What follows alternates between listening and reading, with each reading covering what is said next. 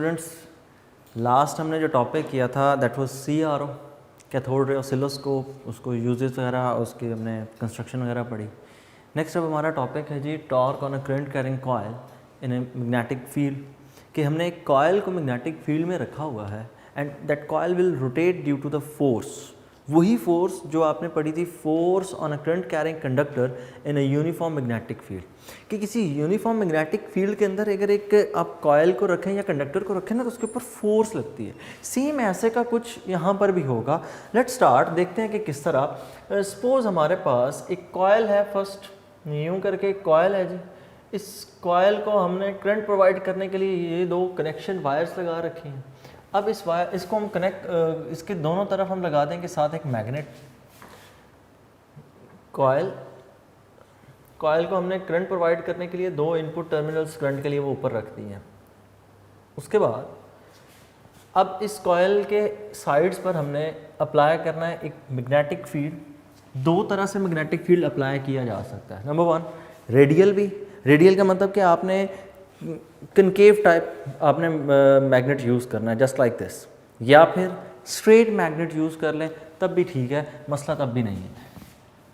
तो यहाँ पर ये होगी कॉइल, कॉइल की साइड है ये A, ये पॉइंट B, इधर C, और यहाँ पर हम नाम दे देते हैं D का। नेक्स्ट हमने कॉइल के दोनों साइड्स पर लगा रखा है मैग्नेट। एक तरफ है मैग्नेट का नॉर्थ पोल, एक तरफ है मैग्नेट का साउथ पोल। यहाँ हम लगा देते हैं जी मैग्नेट का नॉर्थ पोल। दूसरी तरफ यहाँ पर इस साइड पर है जी मैग्नेट का साउथ पोल। ये आ गया जी मैग्नेट का साउथ पोल, और इस साइड पर ये मैग्नेट का है जी, दिस इज़ द नॉर्थ पोल।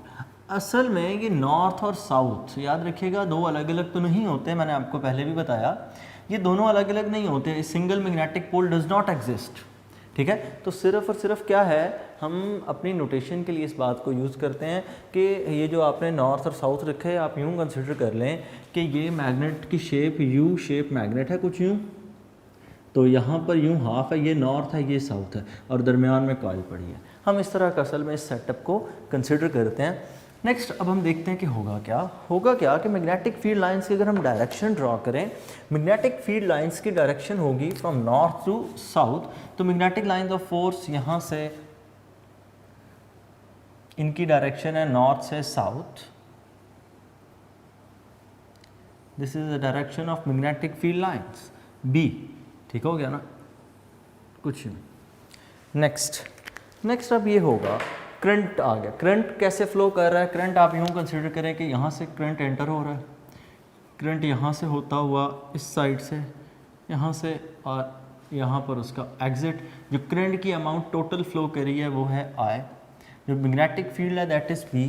ये कॉइल जब रोटेट करेगी, this coil will rotate in a circular path. अगर वो सर्कुलर ट्रैक पे रोटेट करे तो इसका यहाँ से ये जो रेडियस है, बिल्कुल सेंटर से यहाँ से हम एक लाइन ड्रॉ कर लेते हैं।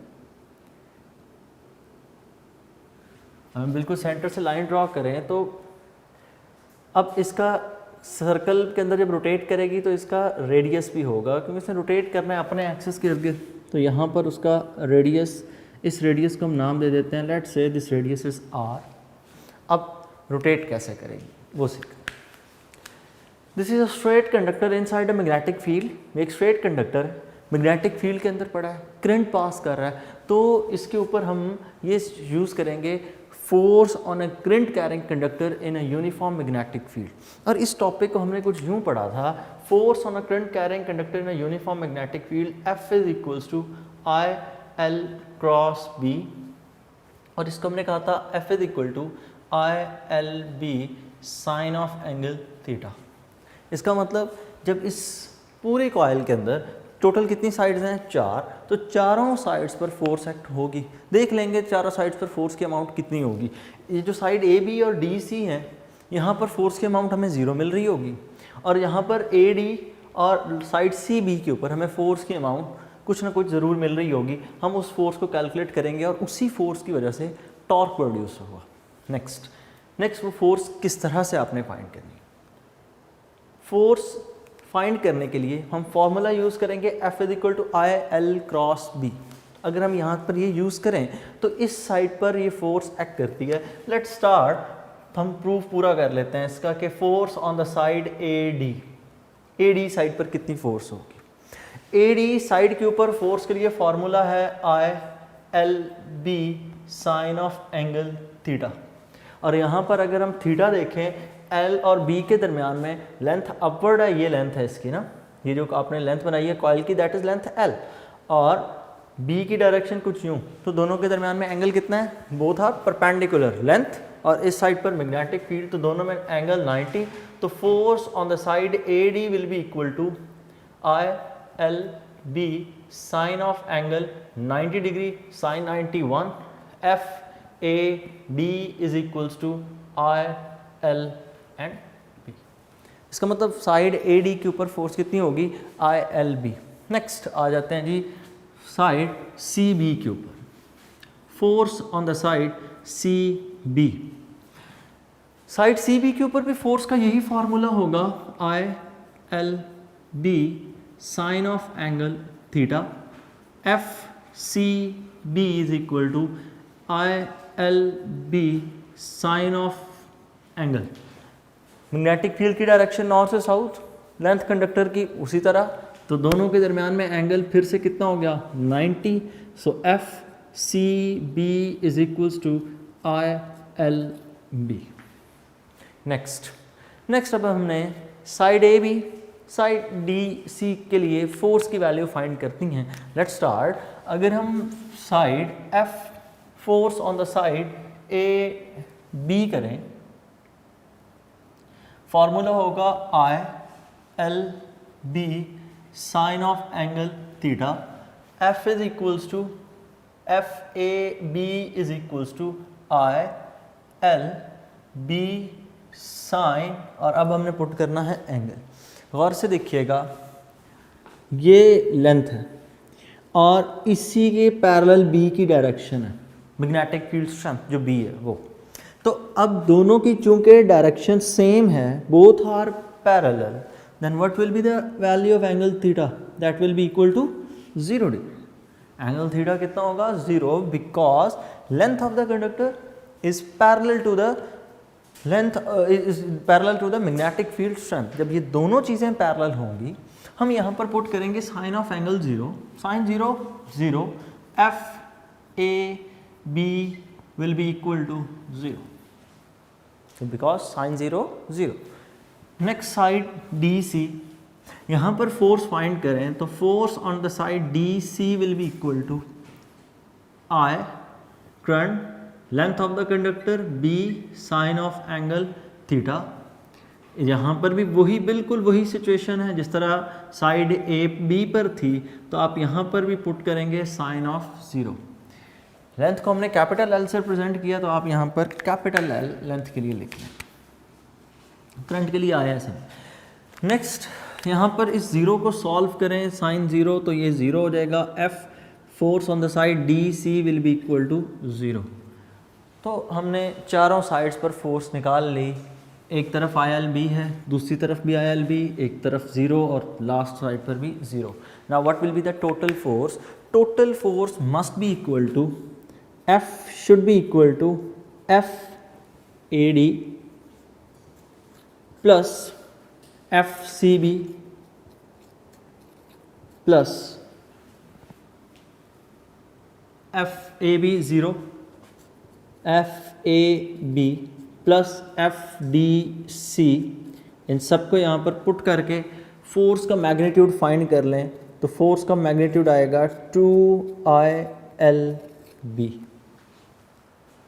डबल होगी फोर्स। नेक्स्ट अब आ गई फोर्स की डायरेक्शन। फोर्स की डायरेक्शन फाइंड करने के लिए हम यहाँ पर यूज़ करेंगे टॉर्क का फॉर्मूला, हम यहाँ पर यूज़ करेंगे राइट हैंड रूल। और राइट हैंड रूल क्या स्टेट करता था, हमने राइट हैंड रूल में यूँ पढ़ा था, आप यहाँ पर दोनों चीज़ें यूज़ कर सकते हैं बच्चों, राइट हैंड रूल भी, फ्लेमिंग्स लेफ्ट हैंड रूल आपने पढ़ा था, फ्लेमिंग लेफ्ट हैंड रूल लगा लें, राइट हैंड रूल लगा रहे हैं, राइट हैंड बिजी है तो लेफ्ट हैंड रूल पे अगर चलें, तो हमने कहा था कि मिडिल फिंगर करंट की डायरेक्शन में होगी, दिस फिंगर फोर फिंगर भी in the direction of length current, और 4F विथ हम आपको बताएगा फोर्स, ये current the magnetic field strength, this one will tell about the force. तो अगर मैं यूँ रखूँ magnetic field current upward, B magnetic field अपनी डायरेक्शन में और थंब की डायरेक्शन किधर होगी, into the magnetic, into the plane. तो यहाँ पर हम प्लेस करेंगे क्रॉस, यहाँ पर क्रॉस, फिर सुन लें, मिडिल फिंगर करंट की डायरेक्शन में, four finger should be in the direction of magnetic field, thumb will be in the direction of force automatically. So current upward flow कर रहा, finger upward, four finger magnetic field की direction में, thumb की direction किधर आ रही है, into the paper. And when the force is into the paper we represented by drawing a cross. हम एक क्रॉस ड्रॉ कर लें कि ये फोर्स हमसे अवे लग रही है।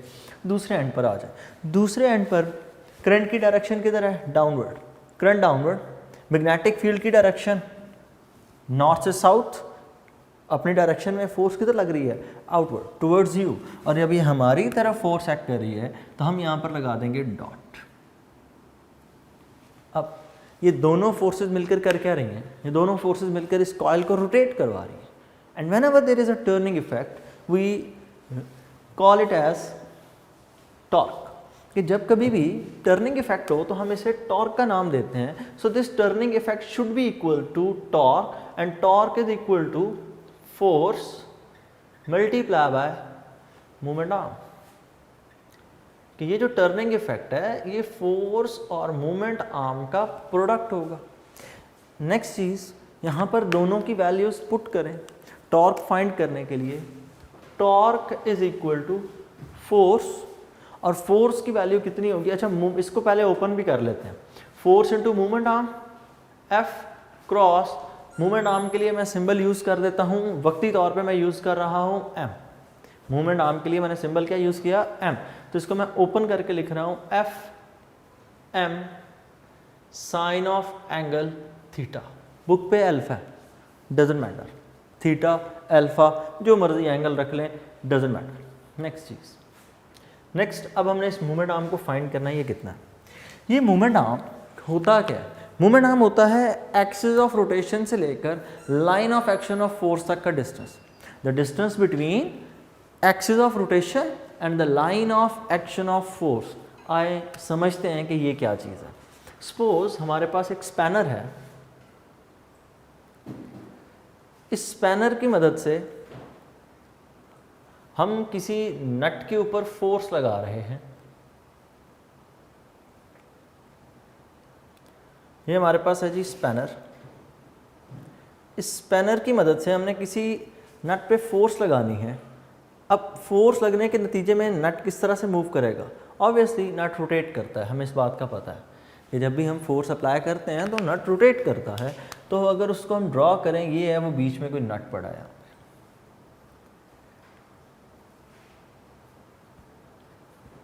अब हम फोर्स कहाँ पर अप्लाई करेंगे, हम फोर्स अप्लाई करेंगे इस पॉइंट पर।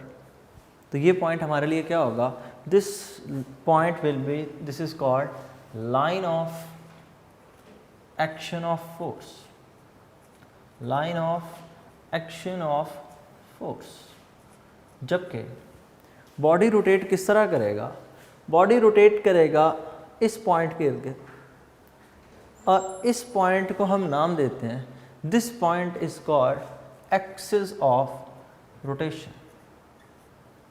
This point is called axis of rotation. So line of action of force, वो पॉइंट जहाँ पर हम फोर्स लगा रहे हैं, और जिस पॉइंट के इर्द बॉडी रोटेट कर रहा है, that is called axis of rotation. So the perpendicular distance between line of action of force and axis of rotation is called moment arm. के line of action of force से लेकर जिस point पर force लग रही है वहाँ से लेकर मूवमेंट आर्म तक, ये जो परपेंडिकुलर डिस्टेंस होता है, this distance is called movement arm. यहाँ पर देखते हैं कि ये मूवमेंट आर्म कितना है। यहीं पर आपने कंफ्यूज हो जाते हैं बच्चे। देखें, ये है इस कॉइल का सेंटर, जिस पॉइंट के इर्द गिर्द इस कॉइल ने रोटेट करना है। अगर ये कॉइल इस पॉइंट के इर्द गिर्द रोटेट कर रही है तो कॉइल का जो रेडियस है वो कॉइल का मूवमेंट आर्म। क्यों? ये है इस यहाँ पर line of action of force right side पे। लेफ्ट साइड पे देखूँ तो ये है line of action of force. Body rotate कर रहा है अपने एक्सिस के गिर्द, और जब कोई बॉडी अपने एक्सिस के गिर्द रोटेट करता है तो उसका एक्सिस ऑफ रोटेशन उसके बिल्कुल सेंटर पे जो लाइन है वो है, ये है जी इसका axis of rotation. So the distance from line of action of force and the axis of rotation is called movement arm. तो line of action of force और एक्सिस ऑफ रोटेशन के दरमियान में डिस्टेंस क्या कहलाता है जी, that is called movement arm. और अगर हम इसको रिप्लेस करें आर से, मतलब इस मूवमेंट आर्म को किससे रिप्लेस करें, आर से, और इस एफ को हम रिप्लेस करें 2ILB से, then the value of torque will be written as torque will be equal to, F की जगह मैं पुट कर रहा हूँ 2ILB। क्यों? क्योंकि दो फोर्सेज एक्ट कर रही है ना, एक यहाँ पर एक यहाँ पर, एक कर रही है आउट ऑफ द पेपर, एक कर रही है इनटू द प्लेन। ठीक है, यहाँ पर इनटू द प्लेन, यहाँ पर आउट ऑफ द पेपर, दो फोर्सेज हैं, तो दोनों को उस तरह से डील करना पड़ेगा। तो इसलिए मैं इस फोर्स की वैल्यू पुट कर रहा हूँ 2ILB। नेक्स्ट यहाँ पर हमने पुट करना है movement arm. What is movement arm? Movement arm is R and next is sine of angle theta. अभी जिस तरह की सिचुएशन कॉइल आपके सामने है, यहाँ पर मैं कंसिडर कर लेता हूँ this theta is 90 degree, sine 91। मैं मैक्सिमम टॉर्क की बात कर लेता हूँ। ठीक है, मैक्सिमम टॉर्क तब होता है when the angle between the force and the movement arm is 90 degree. So मैं मैक्सिमम टॉर्क के लिए बात करूँ तो मैं यहाँ पे लिख देता हूँ torque maximum will be equal to, torque maximum will be equal to ILB R sin of 90 degree and sin 90 will be equal to 1। और बच्चों नेक्स्ट मैं क्या कर रहा हूँ, मैं 2 और R को कंबाइन कर रहा हूँ, उसकी भी एक सिग्निफिकेंस है। Torque maximum will be equal to ILB 2 into R, और sin 90 मैंने नहीं लिखा because sin 90 is equal to 1। Next 2R कितना होगा, डायग्राम से देखते हैं। यहाँ से ये डिस्टेंस है R, इतना ही डिस्टेंस आगे कितना है R, इन दोनों को मिला लें तो ये क्या हो जाएगा, that will be equal to 2R। यहाँ तक ये डिस्टेंस भी R, ठीक है, सेंटर तक। पॉइंट A से लेकर इस पॉइंट को O नाम दे दें, ये भी R है रेडियस इस फोर्स के। O से B तक ये फोर्स, इसके लिए भी यहाँ पर ये रेडियस। तो अब कितने रेडियस हो गए, 2। अगर मैं इन दोनों को इकट्ठा कर लूँ, what will B this will be the width of the coil. ये कॉइल की लेंथ है, ये कॉइल की ब्रेथ, विड्थ आ गई उसकी। तो 2R किसकी इक्वल होगा, it will be equal to the width of the coil. और अगर इस विड्थ के लिए मैं लिखूँ तो T maximum will be equal to torque maximum is equal to ILB into width। मैं यहाँ पर width पुट कर रहा हूँ, तो इसको मैं यूँ लिख लेता हूँ IB और L, और यहाँ पर मैं लिख रहा हूँ 2R मतलब width, और लेंथ मल्टीप्लाई बाय width किसकी इक्वल होता है, एरिया। तो मतलब लेंथ और ये क्या चीज़ है, width 2R, तो लेंथ मल्टीप्लाई बाय ब्रेथ। तो इसको मैं यहाँ पर नेक्स्ट स्टेप में लिख रहा हूँ IBA। मैंने IBA क्यों पुट किया, क्योंकि ये लेंथ है, और 2R क्या चीज़ है, it is the width of the coil, breadth of the coil. Width और लेंथ जब ये दोनों मल्टीप्लाई होंगे, that will be equal to the area of the coil. ये साइड लेंथ, ये साइड ब्रेथ, दोनों को मल्टीप्लाई करें, एरिया। ये फॉर्मूला तब है when you are using one coil. अब हम एक से ज़्यादा कॉइल्स भी तो रख सकते हैं, just like as we did in solenoid, एक से ज़्यादा लूप्स बना लिए and we represented it with n number of loops। जितने ज़्यादा लूप्स होंगे फोर्स उतनी ज़्यादा हो जाएगी। सो टॉर्क के केस में मैं ये कह देता हूँ, this torque should be equal to NIBA, where n is number of turns, I is the current flowing through the coil, B is the magnetic field strength, A is the area of the coil। अब इस situation के अंदर अगर मैं इस torque की बात करूं तो मैं कह सकता हूं टॉर्क कुछ फैक्टर्स पे डिपेंड करता है। टॉर्क किन किन फैक्टर्स पे डिपेंड करता है, तो टॉर्क डिपेंड करता है नंबर ऑफ टर्न्स के ऊपर। Torque depends upon number of turns. Number of turns के साथ रिलेशन कौन सा टॉर्क का, direct. Torque is directly proportional to number of turns, this torque is directly proportional to current, मतलब जितना ज़्यादा करंट होगा कॉइल में टर्निंग इफेक्ट उतना ज़्यादा होगा, because when the force will increase the current will increase, the force acting on it will also increase. So next is magnetic field strength. जितना strong magnetic field होगा उतना ज़्यादा torque produce होगा. So this torque is directly proportional to magnetic field strength. सवाल ये पैदा होता है कि ये कॉइल पड़ी, वायर पड़ी है, ये नॉर्थ पोल है मैग्नेट का, दूसरे एंड पर आपने साउथ पोल रखा है. Why there is a force on this current carrying coil. किस करंट कैरिंग कॉइल पे आखिर फोर्स लगी क्यों रही है, ये फोर्स का ओरिजिन क्या है. तो इस फोर्स का ओरिजिन यूं है कि ये है वो कंडक्टर जिसमें से करंट पास कर रहा है, इसके इर्द गिर्द मैग्नेट पड़े हैं. तो जब किसी वायर में से करंट पास करता है तो उस वायर के इर्द गिर्द क्या होता है, there is a magnetic field. When a current passes through a coil, there is a magnetic field around it. अब कितने मैग्नेटिक फील्ड हो गए, दो. एक जो इस करंट की वजह से प्रोड्यूस हुआ, एक मैग्नेटिक फील्ड वो है जो इस करंट की वजह से प्रोड्यूस हुआ, एक मैग्नेटिक फील्ड वो है जो इस नॉर्थ और साउथ पोल की वजह से है. इस दूसरे को मैं नाम दे देता हूँ बी डैश. तो इन दोनों मैग्नेटिक फील्ड्स के दरमियान में फोर्स होगी. Either it will be the force of repulsion or the attraction depending upon the direction of the current.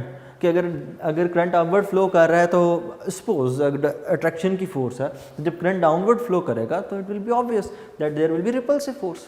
सो ये फोर्स का ओरिजिन क्या है, दो मैग्नेटिक फील्ड. एक मैग्नेटिक फील्ड तो परमानेंट मैग्नेट का है जो नॉर्थ और साउथ साइड्स पे पड़े, और एक मैग्नेटिक फील्ड किस चीज़ का है, उस करंट का है जो वहाँ पर बीच में फ्लो कर रहा है. अब देखें ना, टॉर्क करंट के डायरेक्टली प्रोपोर्शनल यहाँ पर क्यों है, क्योंकि अगर आप ज़्यादा करंट पास करवाएंगे there will be a stronger magnetic field around this coil. तो इस वायर के इर्द गिर्द जब ज़्यादा स्ट्रॉन्गर मैग्नेटिक फील्ड होगा व्हाट विल हैपन, टॉर्क ज़्यादा एक्ट करेगा, क्योंकि इस मैग्नेट और इस वायर के दरमियान में इंट्रैक्शन बढ़ जाएगा. नेक्स्ट, नंबर ऑफ टर्न्स के डायरेक्टली प्रोपोर्शनल क्यों है. एक वायर करंट लेके जा रही है, उस पर फोर्स लग रही है, दो लेकर जाएंगी तो डबल हो जाएगी, तीन लेकर जाएंगी तो ट्रिपल हो जाएगी, and so on. So torque is directly proportional to number of turn. Torque is directly proportional to the magnetic field strength. Why is this so. छोटा मैग्नेट होगा ना तो ये मैग्नेट कम फोर्स लगाएगा वायर. अब बड़ा मैग्नेट कर देंगे ना तो वायर पे ज़्यादा फोर्स लगेगी. So torque is directly proportional to the magnetic field. अच्छा, ये बी कौन सा है, ये बी करंट का नहीं है, करंट के मैग्नेटिक फील्ड की वजह से नहीं है, ये बी इस एक्सटर्नल मैग्नेट की, इस परमानेंट मैग्नेट की बात करूँ. Next is A, area of the coil. So greater the area of the coil greater will be the torque. Torque is directly proportional to area of the coil. अभी एक चीज़ रहती है, वो भी फैक्टर डिपेंड करता है. अभी तक तो हम ये बात कर रहे थे there is an angle which is 90 degree, so we will say this it is maximum torque. What if the angle is something else other than 90. Other than 90 हो तो फिर क्या सिचुएशन होगी. तो अब मैं ज़रा इसको टॉप व्यू से आपको शो करता हूँ कि ये कॉइल आपको कैसे नज़र आएगी. टॉप व्यू शो करने का मतलब है अब आप इस कॉइल को ऊपर से देख रहे हैं तो ये कॉइल आपको कैसे नज़र आएगी. ये कॉइल आपको कुछ यूँ नज़र आएगी. यहाँ पर हमारे पास ये आ गया मैग्नेट का नॉर्थ पोल, इस साइड पर हमारे पास आ गया मैग्नेट का साउथ पोल, दरमियान में एक कॉइल है, और दरमियान में वो जो कॉइल है जब आप उसको टॉप व्यू देखेंगे, ऊपर से देखेंगे तो आपको कुछ नज़र आएगी यूँ. ठीक है, आप इसी कॉइल को ऊपर से देख रहे हैं, एक तरफ नॉर्थ पोल एक तरफ साउथ पोल. तो यहाँ पर जब आप एंगल ड्रॉ करेंगे तो एंगल आपके पास आपने देखना होगा, तो यहाँ पर एंगल हॉरिजॉन्टल के साथ कॉइल का देखा जाएगा. That angle will be equal to alpha. Book के अकॉर्डिंग, मेरी डेरिवेशन के अकॉर्डिंग चलेंगे तो मैं तो लिखूँगा थीटा. अब जब किसी एंगल पे आप आ जाते हैं ना, स्पेसिफिक एंगल पे, फिर फोर्स और उसका इफेक्टिव कंपोनेंट यूज़ होता है. और टॉर्क के केस में आप जानते हैं अच्छे से, फोर्स जिस कंपोनेंट के परपेंडिकुलर होती है आपने वो यूज़ करना होता है. अगर मैं ये कह दूं कि ये वाला जो टॉर्क का ये जो पूरी लेंथ है, ये पूरी लेंथ है ए, ये पूरी लेंथ में अगर इसको ए नाम दे दूं तो हमारे पास फॉर्मूला जो कंपोनेंट बनेगी वो कंपोनेंट कौन कौन से बनेंगे. ये कंपोनेंट बनेगा वाई कंपोनेंट, एक बनेगा ये एक्स कंपोनेंट, ये होगा ए कॉस थीटा. जबकि ये वाला कंपोनेंट हमारे पास क्या होगा, this component will be equal to A sine theta. Force की डायरेक्शन देखें, तो फोर्स जब हम कॉइल को ऊपर से देखेंगे ना तो ये साइड इनवर्ड है, ये साइड किधर है, आउटवर्ड। तो हमें ये फोर्स यहाँ पर कुछ यूँ नज़र आएगी। यहाँ पर अगर मैं फोर्स की डायरेक्शन देखूँ तो ये डायरेक्शन मुझे कुछ यूँ नज़र आएगी, फोर्स अपवर्ड होगी। यहाँ पर फोर्स की डायरेक्शन किधर होगी, यहाँ पर मुझे फोर्स की डायरेक्शन डाउनवर्ड मिलेगी। क्यों? क्योंकि इसको जब आप ऊपर से देखेंगे तो फोर्स इनवर्ड है, यहाँ से आपको अपवर्ड, यहाँ पर आपको डाउनवर्ड शो होगी। ठीक हो गया? तो फोर्स और टॉर्क के केस में फोर्स और मोमेंट आर्म के दरमियान में कितना एंगल पिक किया जाता है, 90 वाला कंपोनेंट पिक किया जाता है। तो हम कौन सा कंपोनेंट पिक करेंगे, कॉस थीटा वाला। सो जब हम टॉर्क लिखेंगे तो हम टॉर्क को लिखेंगे torque is equals to N I B A cos of angle theta. Book पे अल्फा है तो बच्चों यहाँ पर आपने पुट कर दिया कॉस थीटा, क्योंकि हमने वो कंपोनेंट पिक करना होता है जो फोर्स के परपेंडिकुलर होता है। सो ये था जी हमारा torque on a current carrying coil. और जब ये कॉइल के ऊपर टॉर्क एक्ट करता है, it acts in the form of couple. ये कपल की फॉर्म में टॉर्क एक्ट करता है। तो क्यों? क्योंकि दो फोर्सेज हैं, एक यहाँ पर है एक यहाँ पर है, तो दो फोर्सेज मिलकर क्या बनाती हैं, कपल बनाती हैं। ये बात ध्यान में रखिएगा। नेक्स्ट इस टॉपिक को अटेम्प्ट करना, तो अटेम्प्ट करते वक्त आपने सबसे पहले टॉर्क को डिफ़ाइन करें, फिर इस पूरे के पूरे सेटअप को ड्रॉ करें, इसकी कंस्ट्रक्शन लिखें और सारे के सारे फैक्टर्स, फोर्स उसको एक्सप्लेन करें। 2ILB क्यों लिखते हैं, इन दोनों साइड्स पर फोर्स 0 क्यों है, वो पैरेलल है मैंने बताया। फिर आप ये पूरा प्रूफ लिखें और फिर आपने इसको कंप्लीट करना है। ये topic board point of view से इतना इंपॉर्टेंट नहीं है, लेकिन जो अगला टॉपिक है ना हमारा गैल्वेनोमीटर, उसके अंदर इसमें यूज़ होना है, मतलब गैल्वेनोमीटर इसी की एप्लीकेशन है। तो इसका कॉन्सेप्ट अच्छे से बिल्ड कीजिएगा ताकि वहाँ पर सॉल्व करने में आसानी हो। अल्लाह हाफ़िज़।